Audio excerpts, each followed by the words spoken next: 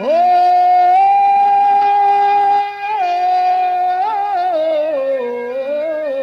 राम।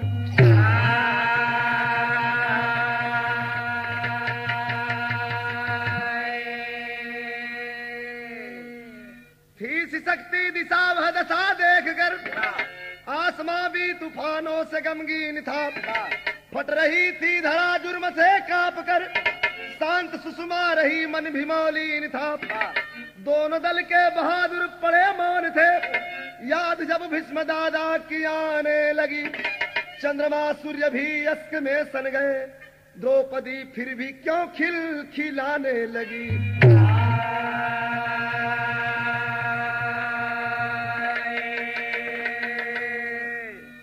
ए भैया, ये बात वो समय के बाद जोने समय सरसैया पर भीष्म दादा लड़ाई के मैदान में गिरे हुए हैं।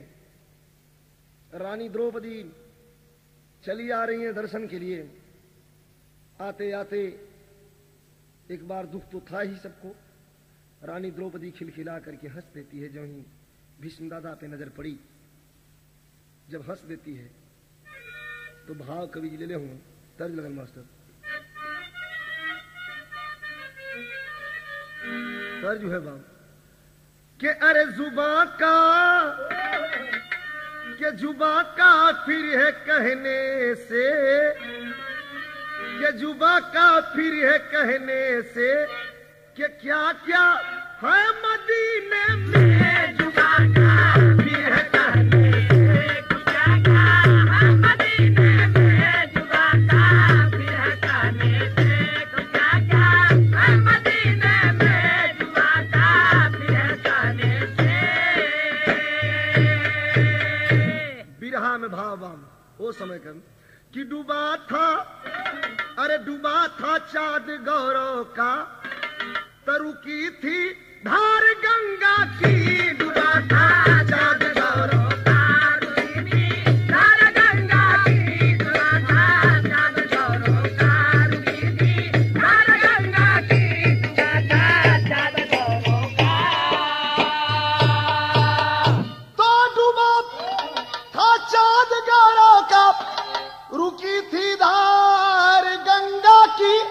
रुकी थी धार गंगा की, रुकी थी धार गंगा की। कहाँ जो जा रही हस्ती, कहाँ जो जा रही हस्ती, भुलाकर प्यार गंगा की। कहाँ जो जा रही हस्ती, भुलाकर प्यार गंगा की। कहाँ जो जा रही हस्ती, भुलाकर प्यार गंगा की। कहाँ जो जा रही हस्ती। विपत्ति के अस्क में दोनों कुटुंब सोया था, याद में दादा के सागर भी धैर्य खोया था। हंसी जब द्रौपदी तो छा गया सन्नाटा है, फूल की शोक में गमगीन जहां काटा है। क्रोध में पांचों पांडव देख कर अंगार हुए, जमाना थूकता सब लोग भी खूंखार हुए। मगर इशारा देकर भीष्म जी समझाए हैं, पूछिए कारण द्रौपदी से दुख सुनाए हैं। शोक सभा में द्रौपदी भी वहां आई है, हंसी का कारण सबके सामने बताई है। हंसी का कारण सबके सामने बताई है, हंसी का कारण सबके सामने बताई है। सरसैया पे भीष्म दादा मौत और जिंदगी के बीच का आखिरी झूला झूल ही रहे थे। इसी बीच में आकर के द्रौपदी रानी जो तीखा वार सबके कलेजे में देती हैं, हंस देती हैं। दुख हुआ कि आज लड़ाई के मैदान में वो प्रगाढ़ शक्ति गिरी हुई है, जिसे देखकर एक बार दिनकर की किरण भी अपने मुंह को छिपाए जा रही है। और द्रौपदी रानी आखिर हंसी क्यों? सवाल पे सवाल की लड़ी लग गई। सवाल लगाने वालों की कमी तो नहीं थी, सवाल करने वालों की कमी नहीं थी, जिसमें से भीष्म दादा ही कराह भरते हुए और द्रौपदी रानी को निकट बुलाए। बुला करके निकट सवाल करते हैं, क्या मैं पूछ सकता हूं बहू, तुम्हारे हंसने का कारण? बहुत खुश नजर आ रही हो। एक लाइन यहाँ तर्ज लगल, तो तर्ज तो बहुत है बा, लेकिन शादी विवाह के शुभ अवसर पर ई माताएं बहन गावेली बड़े प्रेम से जेके कहल जाला पारंपरिक गीत।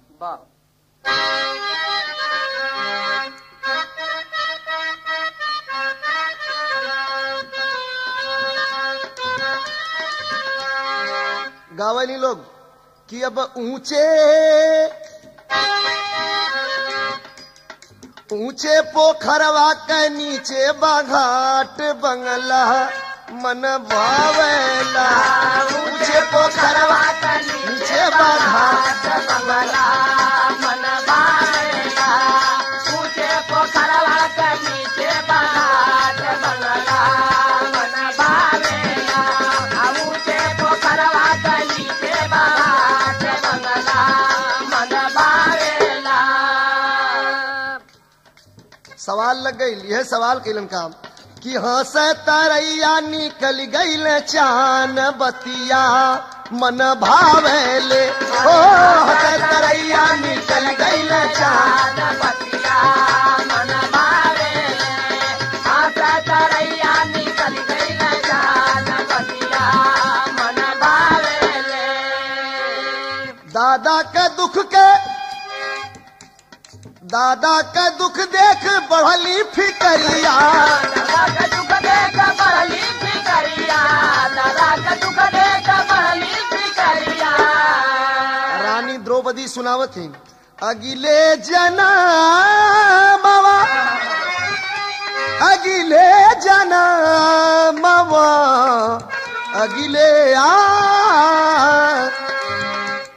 अगिले जनमवा कबाटे निसनवा।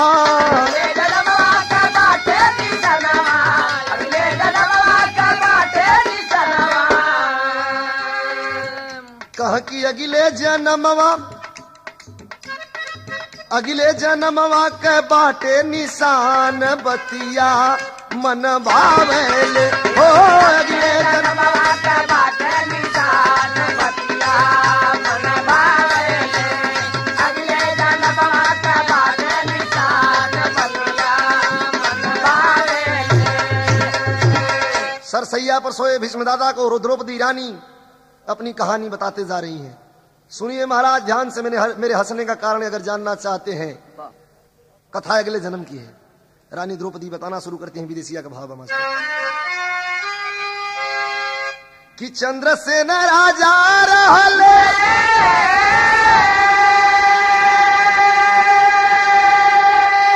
यही मृत लोकावा में। द्रौपदी सुनावे लगली अपनी कहानिया। एक दिन शिकार खेले राजा से निकली चले। पवन शिकार नाही बढ़ल बागलनिया। सुनिए महाराज अगले जन्म में चित्रसेन नाम का एक राजा रहा करता था जो शिकार करने के लिए जंगल में एक दिन चला। तब बनवा बीराना सुना सन बडहरिया आया फता में पड़ल मही पाल के जीवनिया। पेड़वा में घोड़ा बाधी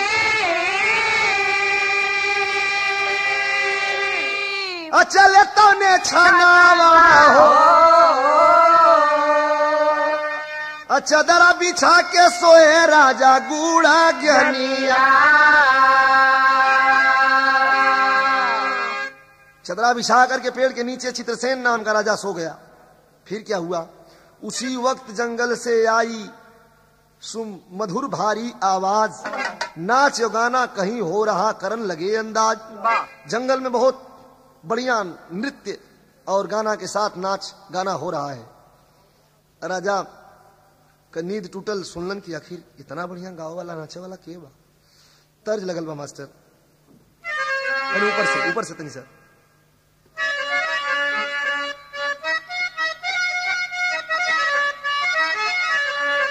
वह गीत बा के सुन बाली लार हो, सुन बाली लार हो साहेब बीना टिकुली, सुन बाली लार हो साहेब बीना टिकुली, सुन बाली लार हो साहेब बीना टिकुली, साहेब बीना टिकुली, साहेब बीना टिकुली, सुन बाली लार हो साहेब बीना टिकुली, सुन बाली लार हो साहेब बीना टिकुली। लेकिन बन घन घोर हो, बन घन घोर हो यहाँ जोर होई गईले, बन घन घोर हो यहाँ जोर होई गईले, बन घन घोर हो यहाँ जोर होई गईले, यहाँ जोर होई गईले, यहाँ जोर होई गईले, बन घन घोर हो यहाँ जोर होई गईले, बन घन घोर हो यहाँ जोर होई गईले। गीत साज बाज सुन के चले राजा ज्ञानिया रामा, गीत साज बाज सुन के चले राजा ज्ञानिया रामा, गीत साज बाज सुन के चले राजा ज्ञानिया रामा। पहुँचे वही ठाव जहाँ, पहुँचे वही ठाव जहाँ बाजल पैजनिया रामा, पहुँचे वही खाल हवा बादल भजनिया रामा, पहुँचे वही खाल हवा बादल भजनिया रामा। ना चली किशोरी एक ठे, ना चली किशोरी जहाँ गावे एक किशोर हो यहाँ जोर भारी बन घन घोर हो, जोर होई गईले, बन घन घोर हो जोर होई गईले। पहुंच गए राजा। देखते हैं कि बड़ी सुंदर एक लड़की है, अति सुंदर, साथ में एक राजकुमार है, दोनों नाच गा रहे हैं। भाव कवि जी टेरी के ले लो मास्टर। अरे प्याला में पीने वाला डूब गया, अरे प्याला में पीने वाला डूब गया, जहाँ संगीत के स्वर में छलक रही मधुशाला। जियो जियो जियो। भाई साहब यहाँ एक तर्ज लगई, आई तर्ज लगल ठुमरी का तर्ज बाम, लेकिन फिल्म का नाम तेरी पायल मेरे गीत से। अंदाज का गीत बताई, का गीत बताई गरम है, आप सुन ला, मौज मिल जाई। दोनों नाचत होन तो लड़की वो जुआ को इशारा के नाचत बा, गावत बा, यह गावत रहल। का गावत रहल मास्टर कि अरे छूने नहीं, अरे छूने नहीं दूंगी शरीर के, छूने नहीं दूंगी शरीर, नजरियों से दिल भर दूंगी, छूने नहीं दूंगी शरीर, नजरियों से दिल भर दूंगी, नजरियों से दिल भर दूंगी। चढ़ली जवनिया शराबी नजरिया, कलियन से भंवरा करला किल करिया, कलियन से भंवरा करेला किल करिया, कलियन से भंवरा करेला किल करिया। अरे सहूंगी सहूंगी सहूंगी न बिरहा की तीर, सहूंगी न बिरहा की तीर, नजरियों से दिल भर दूंगी, सहूंगी न बिरहा की तीर, नजरियों से दिल भर, हो सहूंगी न बिरहा की तीर, नजरियों से दिल भर दूंगी। कुछ पल बिता मनोरंजन में राजा भारी सुख पाए हैं, जब बंद हुआ है साजबाज तब राजा सन्मुख आए हैं। पहुंच गए उस लड़की के पास, उस लड़के के पास सवाल कर दिए, तब पूछ रहे हे कलाकार, तू पूछ रहे हे कलाकार, तू कहाँ के रहने वाले हो कला कुशल तुम गुणधार और दुख के हरने वाले हो, का उठा जुअक मैं जुअक नहीं, हम नागदेव के राजा हैं। वह लड़का कहा कि राजा क्या नाम है तुम्हारा? राजा कहे कि भाई तुम शब्द का प्रयोग तुमने क्यों किया? इसलिए कि हम कहीं के प्रजा नहीं बल्कि हम भी कहीं के राजा हैं। राजा हो? हाँ, मेरा नाम चित्रसेन है। फिर तुम्हारा नाम चित्रसेन है तो मैं नाग लोक का राजा हूं, मुझे लोग विजयराज नाग कहते हैं। वाह, तो दोस्ती का हाथ बढ़ा लो ना। तो यहाँ गीत लग गई बा मास्टर, बड़ी लचकन गीत बा। और नागराज कहलस कि आई जो संगवा नाचत बा हमार दुल्हीन बा। अरे वाह, दोस्ती अजीब दोस्ती हो गई। तो यहाँ गीत लग गई, वह गीत बा कि गंगा जी के तनो नहाई बा, अरे गंगा जी के तनो नहाई बा, पातर तिरिया ना पई बारा। गंगा जी के तनो नहाई बा, पातर तिरिया ना पई बारा। गंगा जी के तनो नहाई बा, पातर तिरिया ना पई बारा। विरहा में भाव मित संग भैली मितैया, मित संग भैली मितैया, हंसे आज नभ में तरैया।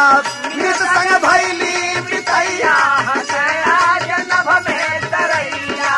मित संग भैली मितैया, हंसे आज नभ में तरैया। राजा कहे मीत हमें पहुंचावा, दरबार में चल के नचिया दिखावा। दरबार में चल के नचिया दिखावा, अरे दरबार में चल के नचिया दिखावा। अरे कबहू न भूलब भलैया। राजा कहलन की चल के दरबार में जरा सा नाच दिखा देता भैया। दरबारी हमारा देखतन तो गजब खुश होता। विजयराज नाग राजा को जवाब दिया कि ये मेरा वसूल नहीं हुआ करता। हम दरबार में घूम के चाहे जो जहां चाहे उसके यहां जा करके हम उसे नृत्य कला दिखा दें, कतई नहीं। तुम कहीं के राजा हो तो हम भी कहीं के राजा हैं। राजा राजा का साथी हो सकता है, दरबारी नचनिया नहीं हो सकता। चित्रसेन के बात खल गई। हाँ, एक काम करूंगा कि तुम्हें छोड़ देता हूं, पहुंचा देता हूं, चलो, इसलिए कि घोर जंगल में होना। चित्रसेन राजा को लेकर के वह विजय नाग अपने पत्नी के साथ राजा को छोड़ने के लिए आगे बढ़ा। पहपट लगल मास्टर।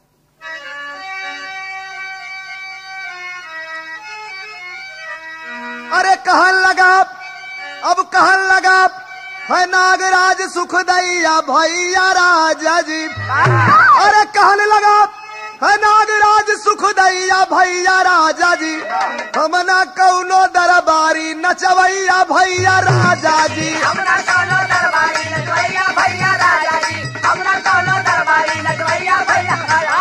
हमरा कौनो दरबारी हमरा कौनो दरबारी नचवैया भैया राजा भैया राजा जी। हमरा कौनो दरबारी नचवैया भैया राजा जी, हमरा कौनो दरबारी नचवैया भैया राजा जी।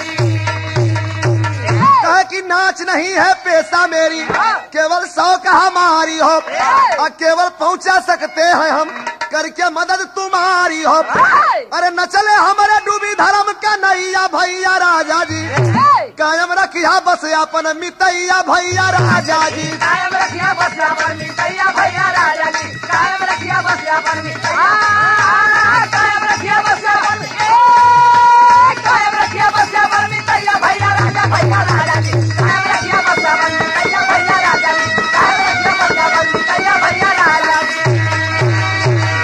खबरदार, होश में आ जाओ राजा, हमारी मित्रता तुमसे चल सकती है, हम कोई दरबारी नचवैया नहीं है। नाचने वाले नाच लिया करते हैं, हम नाचने वाले नहीं हैं। वाह वाह। लेकिन विरहा में कवि जी भाव लिखले हुए कि होला हो घमंडा खतर नाक दुनिया में भैया, होला हो घमंडा खतर नाक दुनिया में भैया, होला हो घमंडा खतर नाक दुनिया में भैया। राजा का घमंड देला, राजा का घमंड देला धर्म के जराया। राजा का घमंड देला धर्म के जराए। अरे धन के घमंड में भी, धन के घमंड में नसावया पने के भैया। धन के घमंड में नसावया पने के भैया। अरे वाह, धन के घमंड में अपने आप को राजा नसाने लगे। वाह। भाव लिया गया। क्या चले दोनों राजा संग, ये चले दोनों राजा संग, नारी के लिया चले दोनों राजा संग, नारी के लिए आए। अरे धीरे धीरे आई गई जंगल के किनारवा भैया, धीरे धीरे आई गई जंगल के किनारे भैया। धीरे धीरे जंगल के किनारे तब बोले नागराज, बोले नागराज तब बतिया रे सुनाया, बोले नागराज तब बतिया रे सुनाए। जंगल के किनारे पहुंचे जहां से जंगल का अंत हुआ, वाह। वहीं विजयराज नाग रुक गए अपनी पत्नी के साथ। राजा से कहते हैं कि मित्र हाथ मिलाओ, फिर कभी मिलेंगे अगर जिंदगी रही तो। एक बार राजा और रिपीट करते हैं, क्या?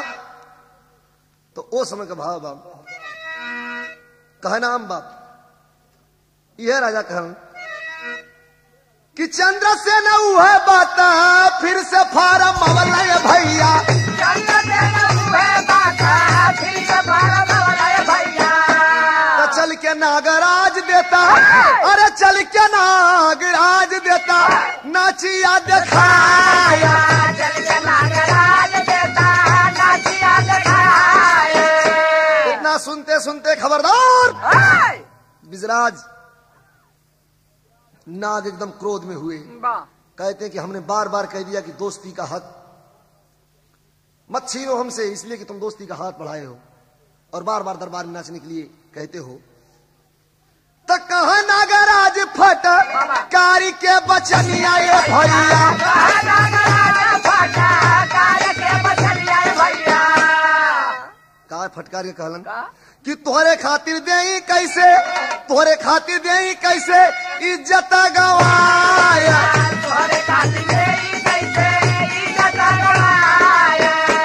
अरे भाई हम तो इसलिए नाच रहे थे अपना तन मन बहलाने के लिए घोर जंगल में, हम कोई दरबारी नाचने वाले नहीं हैं। वापस कर लो अपनी जबान, लौट जाओ अपनी राजधानी को। इतना सुन के चलल हुआ त नाग और नागिन के तब दोनों धैल भेसवा भैया, नाग और नागिन के तब दोनों धैल भेसवा भैया। जंगल की ओर चले, जंगल की ओर चले मन हरसाया, जंगल की ओर चले मन हरसाया। चित्रसेन राजा अपना अपमान समझा। अरे इस नागराज की ये हिम्मत कि हमारे हुक्म का पालन नहीं किया, हमारे हुक्म का पालन नहीं किया तो कैले का कि क्रोधावा में नाचे चित्र, अरे क्रोधावा में नाचे चंद्र सेन के पुतरिया ये भैया, क्रोधावा में नाचे चंद्र सेन के पुतरिया ये भैया। जूतावा से लिए तब झुका, जूतावा से लिए तब नाग के दबाया, जूतावा से लिए तब नाग के दबाया। नागिन आगे आगे चलती है, वो विजयराज नाग पीछे से नाग का वेश पकड़ करके मनुष्य के वेश से नाग के वेश में हुआ, और जब वहीं चलता है दौड़ करके वह चंद्रसेन राजा उस नाग के फन पर अपने पैर को रख करके और जूतों से मसलना शुरू किया। और जब मसलना शुरू किया छटपटा करके पहली आवाज यही मनुष्य की बोली में निकली उस नाग के मुख से कि क्या कभी कभी इंसान भी गद्दारी किया करते हैं, हमने तुमसे दोस्ती का हाथ बढ़ाया था, तुमसे ऐसी उम्मीद नहीं थी, फिर भी बहुत अच्छा करते हो। कैले का कि अरे तब बनवा से छेदी देहल सागरी बदनिया भैया,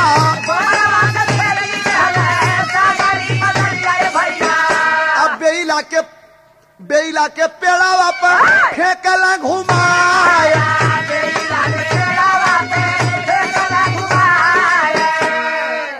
बेला का फूल के विषय में आपको जानकारी होगी, जितना फूल और पत्तियां नहीं हुआ करती उससे ज्यादा उसमें कांटा हुआ करते। विजयराज नाग अधमरा सा हो गया है, घुमा करके पकड़ करके पूंछ और उस चंद्रसेन उसी बेला के फूल पर फेंक दिया पेड़ पर, जा करके अंग अंग में कांटे चुभ गए। और जब कांटे चुभ गए तो नाग के वियोगावा में नाग के वियोगावा में रोवली नगिनिया भैया।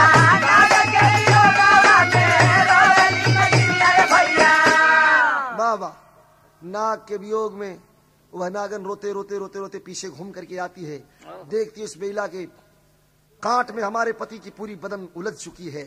अरे बाप रे बाप, आंख में खून उतर गया। वो कौन है? आकाशवाणी होती है, अरे बेटी वही है चंद्रसेन जिससे तेरा पति दोस्ती का हाथ बढ़ाया था। क्रोध में होती है वह नागन। ये द्रौपदी रानी भीष्म दादा से सुनावत पास सरसैया पर काम जैसे अंग अंग में बेला के फूल का कांट जौन बात हमारे पति देवता विजयराज नाग के अंग अंग में घुसल रहल, वह बात याद आ गई। तो अगले जन्म का बात हमके याद आ गई। यही से आपके सरसैया पर देख के हंस देली। राजा कलन भीष्म दादा कला वही हम ना समझ ली। अगले जन्म से ये जन्म का ताल्लुकात बाप वही समय बतावत बा का खड़ी हो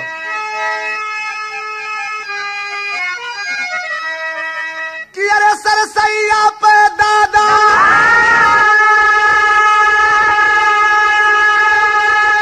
कर ससिया तो देख के दादा के बदनिया मनल न हसिया।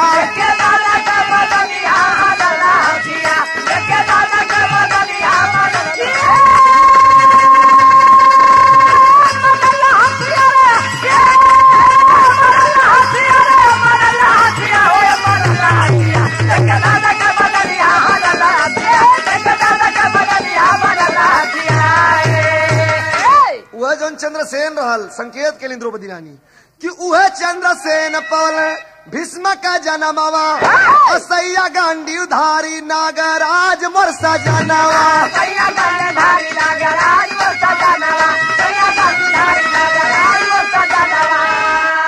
जिस विजयराज नाग को आपने बेला के फूल पे फेंका था, सारी अंग अंग में कांट चुभ गए थे। वही मैं श्राप उस वक्त सुनाई थी। वह हम नगिनिया है, वह आप चंद्रसेन हुआ। वह जौन बात विजयराज नाग है अर्जुन जी हूँ। बड़ी जोर का हंसल आवाज दलस का कि पूर्व जन्म के दादा से जुड़ल बारसिया, पूर्व जन्म के दादा से जुड़ल बारसिया, देख के दादा का बदनिया मनल न हसिया।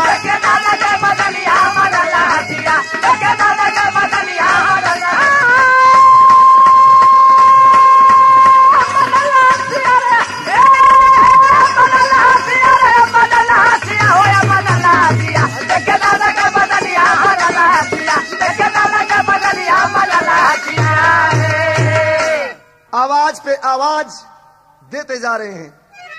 कहना बा कभी कर कि दादा छदला पूर्व जन्म सैया के बदनिया, सैया के वीर हमें मारी गईली हम नागिनिया। सैया के वीर हमें मारी गईली हम नागिनिया, सैया के वीर हमें मारी गईली हम नागिनिया। आज वही हालत पर मोर जुड़ाइल छतिया, जैसे हमारे पति देवता के बदन वही कांट में उलझल रहल, वही तरह ये बाण में आपका बदन उलझल बा। देख के हंसी ना मानल, माफ करिए। आश्चर्यचकित हो गए। मौत का आवाहन की आखिरी लाइन है, गुरु गणेश गुरु रामलाल सब करनी का फल पाते, स्वर्ग चंद्रिका कभी कभी बच्चन जी अश्क बरसाते हो, तो प्याला को पीने वाला डूब गया। विजयी प्यारे लाल मन बिरहा में मतवाला, प्याला को पीने वाला डूब गया।